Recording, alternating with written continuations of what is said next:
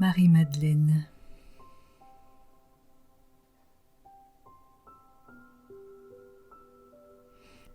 C'est un être qui a eu une place importante dans ma vie jusqu'à aujourd'hui,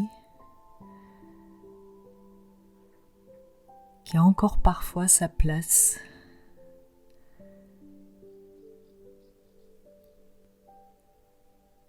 Jean-Yves Leloup dit d'elle la femme multiple. Tellement ses visages peuvent être différents.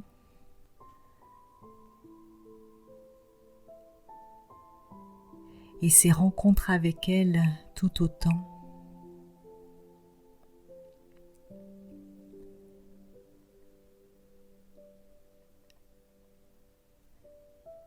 J'ai l'élan de vous partager ma rencontre avec elle,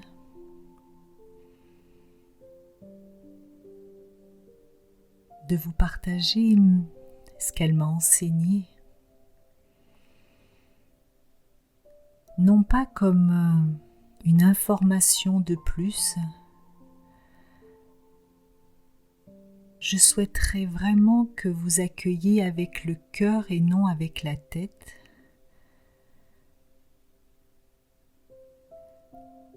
Parce que je ne détiens aucune vérité.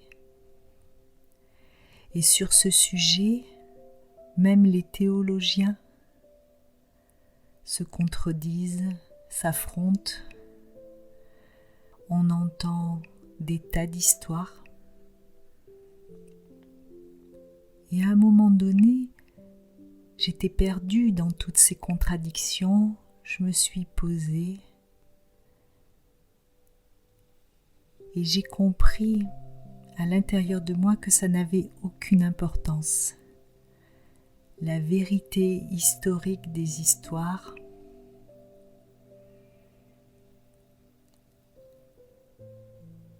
ce qui était important pour moi, c'est ce qu'elles éveillaient à l'intérieur de moi. Marie-Madeleine, c'est plus qu'une personne, un être, une énergie, un archétype. Aucun de ces mots ne définit ce qu'elle a été pour moi. Je vous invite à cet instant à juste fermer les yeux.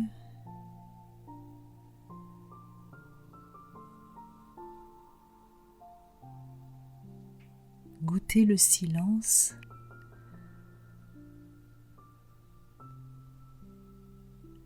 Conscientisez peut-être la raison pour laquelle vous avez eu l'élan de mettre en route cette vidéo avec le titre Marie-Madeleine.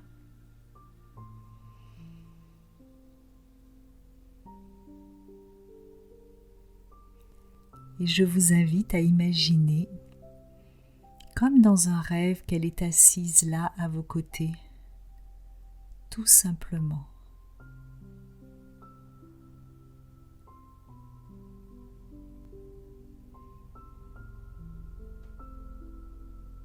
Ma rencontre avec elle a été dans des instants de présence, comme celui-là.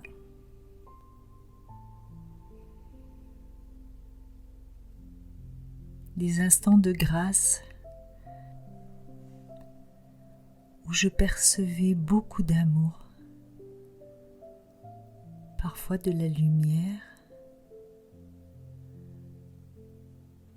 une grande liberté d'être.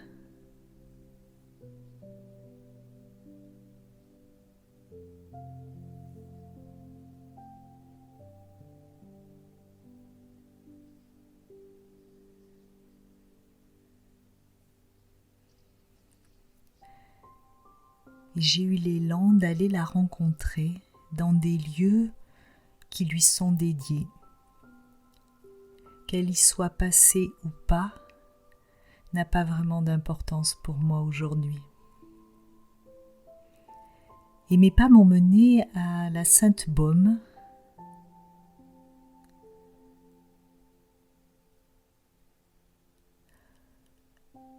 Sa forêt m'a particulièrement touchée. Sa présence dans la forêt.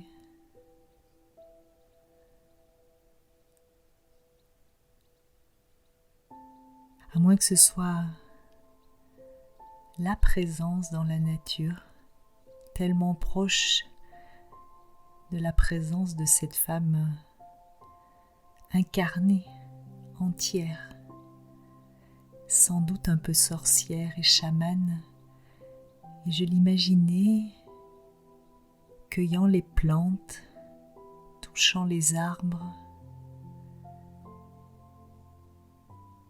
marchant sur les chemins.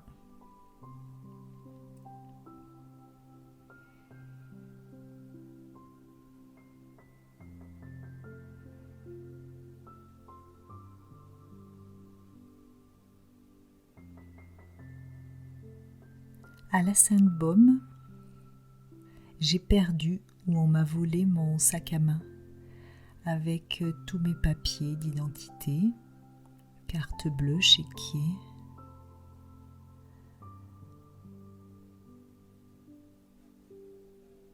Et j'ai eu la grâce d'entendre très vite que le message pouvait être de me détacher de la personnalité, de l'identité sociale,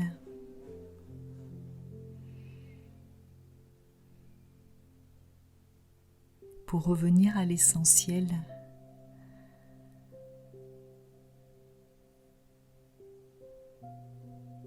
l'essentiel qu'elle incarne dans la matière.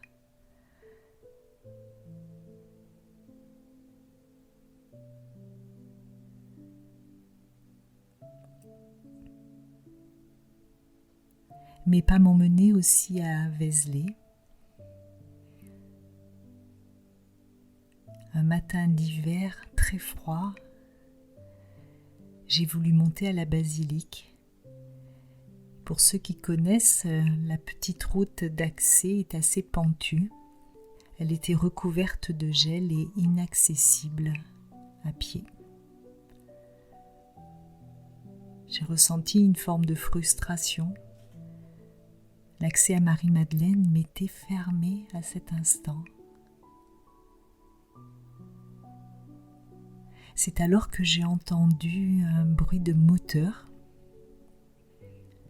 Une saleuse, une petite saleuse arriver, emprunter ce chemin comme si elle m'ouvrait la porte. En répandant ce sel, la glace fondait et je pouvais suivre la saleuse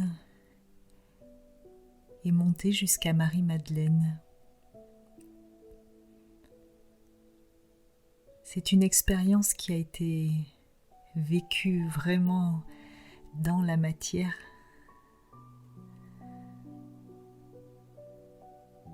Et à la fois qui ouvrait à la magie de la vie.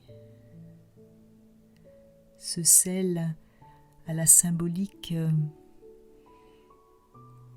si belle d'un purificateur et qui s'associe à un vécu intérieur d'une décristallisation dans mes cellules au fur et à mesure que le gel fondait et que l'accès était ouvert. Ça fait écho pour moi à ces décristallisations de croyances, de mémoires, de blessures à l'intérieur de nous qui, en se dissolvant, laissent passer la lumière.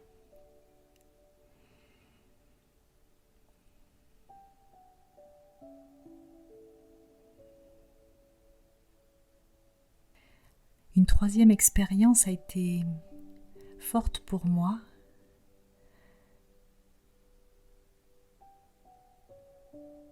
À Saint-Maximin, la Sainte-Baume,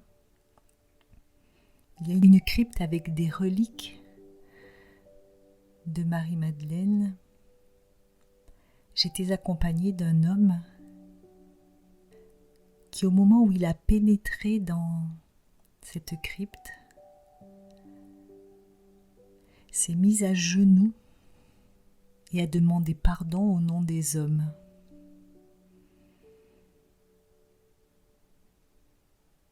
Il ignorait la raison pour laquelle il posait cet acte. Pour moi, il lui était soufflé par Marie-Madeleine.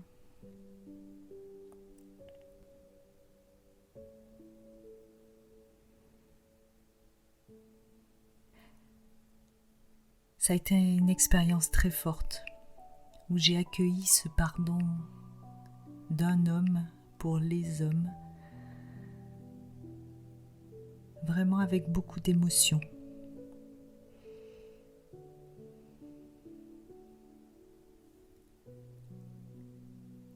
Marie-Madeleine, pour moi, porte aussi ce féminin blessé par le patriarcat.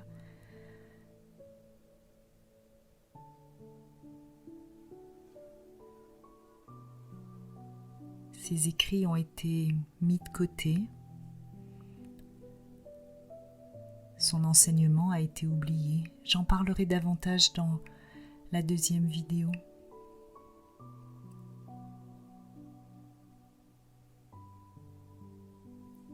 Mais je vous invite à cet instant à expérimenter comment sa présence vous touche.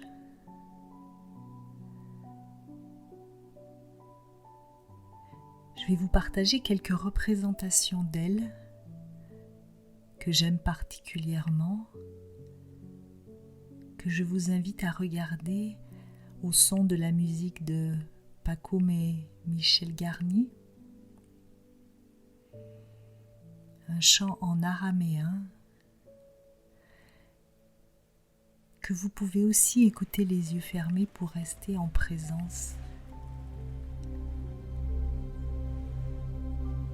Et libre à vous, à la fin de la vidéo, de goûter le silence de sa présence tellement plein.